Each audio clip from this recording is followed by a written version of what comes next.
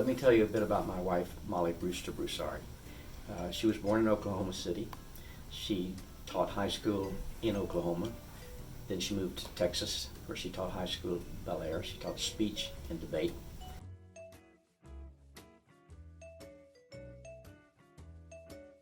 Mollie and I began to date when I was at law school at Harvard. She was teaching at Hunter College in New York, having moved up here from Texas. And I would come down almost every weekend. We went out. We enjoyed dining in French restaurants because we were both big fans of Julia Child. And we were married in January of 1968 after I graduated. Our first trip to France was after we had moved to California, and I was the general counsel of Technicolor. I was called into the office of the president shortly after I got there, and the chairman of the board happened to be in the office at the time. He was from France, and his wife was from Paris.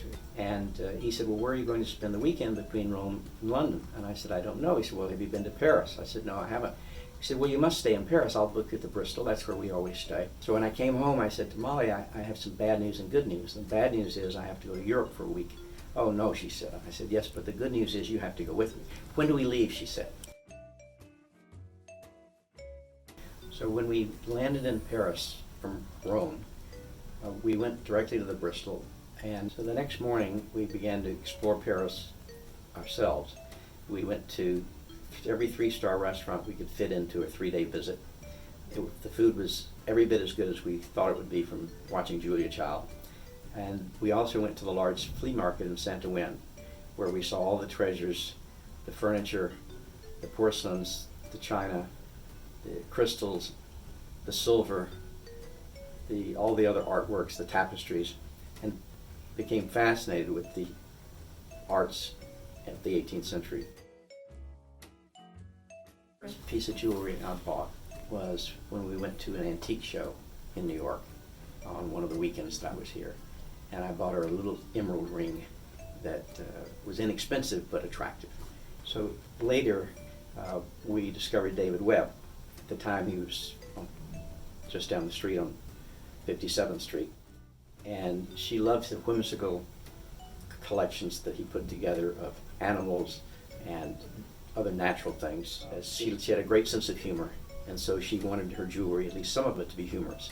But some of it she also wanted to be serious, and so we began to study the Van Cleef and Tiffany and Cartier and the other major designers. As you can tell from the collection, the catalog, Webb was always her favorite. After we moved to Los Angeles, she was driving down the street one day and saw a store that had been empty suddenly had mannequins in the window. So she went in and introduced herself to Cedric Ballian, who was starting his boutique in Los Angeles at that location. They had a long conversation about fabrics, clothes, what she liked, what he liked, and so she gave him a commission to do 2 suits for her. And once she began putting together her collections for each season of these couture clothes, she wanted jewelry to go with each of these outfits. The reason you'll find in the catalog so many pieces of coral jewelry, so many pieces of turquoise jewelry, is because when she was doing her turquoise outfits for summer, she needed turquoise jewelry to go with them. When she was doing coral the next year, she had to have coral to go with it. She had a great sense of fashion. We also started designing jewelry together. And so we came up with the idea of designing jewelry where the stones were interchangeable. And a lot of those pieces that we designed together, that with the interchangeable pieces, are not in this catalog, but they'll be in the sale on February the 20th with the rest of her jewelry collection and with some of her handbags and scarves. Christmas was Mollie's favorite holiday because that's when she got the most presents. And holidays without presents meant nothing to her. Thanksgiving was a useless holiday. I mean, there were no presents. But it was such a pleasure giving Mollie gifts.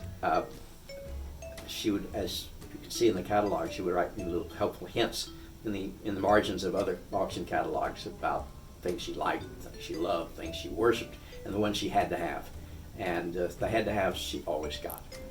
But it's important to me that the people who buy the jewelry will have the same joy and enjoyment with it that she did. Or if you're buying it for someone, that you'll have the pleasure I have of making a gift of something they're going to enjoy.